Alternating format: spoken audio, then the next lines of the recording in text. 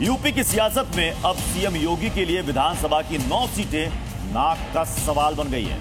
हाल ही में हुए लोकसभा चुनाव में बीजेपी के खराब प्रदर्शन के बाद अब विधानसभा का ये उपचुनाव प्रतिष्ठा का सवाल बन गया और यही वजह है कि सीएम योगी पूरी तरह से एक्शन के मोड में है और यूपी की जनता के बुनियादी मुद्दों पर फोकस कर रहे हैं ताकि दामन पर लगा हार का दाग साफ किया जा सके।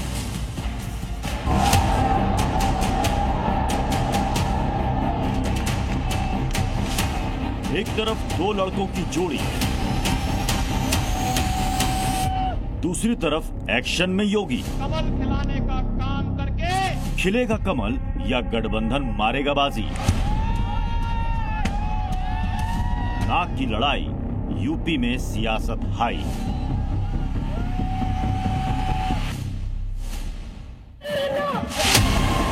जून की तपती भीषण गर्मी से ज्यादा इस समय यूपी में सियासत का पारा हाई है। लोकसभा चुनाव खत्म हो चुके हैं, लेकिन यूपी की सियासी दांवपेच का खेल जारी है। सीएम योगी इस समय पूरी तरह से एक्शन में है। लोकसभा चुनाव में बीजेपी का जो प्रदर्शन सामने आया है, उसके बाद से सीएम योगी लगातार अधिकारियों और पार्टी नेताओं के साथ बैठकें कर रहे हैं। सवाल एक ही है, आखिर लोकसभा चुनाव में बीजेपी से कहां चूक हुई और उस चूक को कैसे ठीक किया जाए।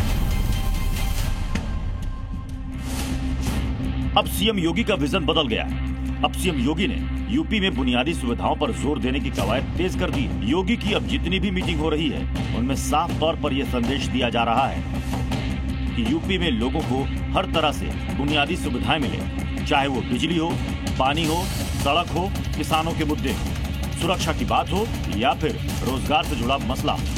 इस सारी कवायद के पीछे बड़ी वजह है यूपी में होने वाले विधानसभा उपचुनाव, जो सीएम योगी के लिए नाक की लड़ाई बन गया है।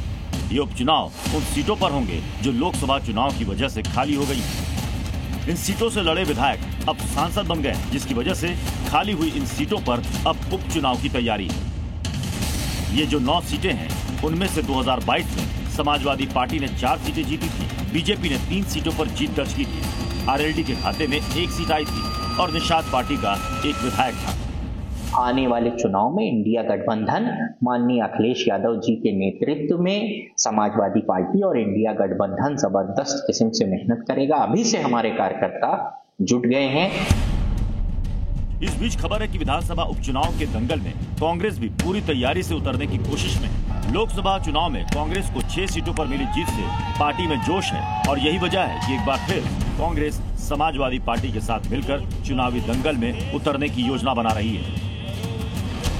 माना जा रहा है कि कांग्रेस उपचुनाव में समाजवादी पार्टी से 3 से 4 सीटें मांग सकती है और इसके लिए दोनों ही पार्टियों में जल्द बातचीत होने की संभावना भी जताई जा रही है। उपचुनाव भी हम मिलकर लड़ेंगे।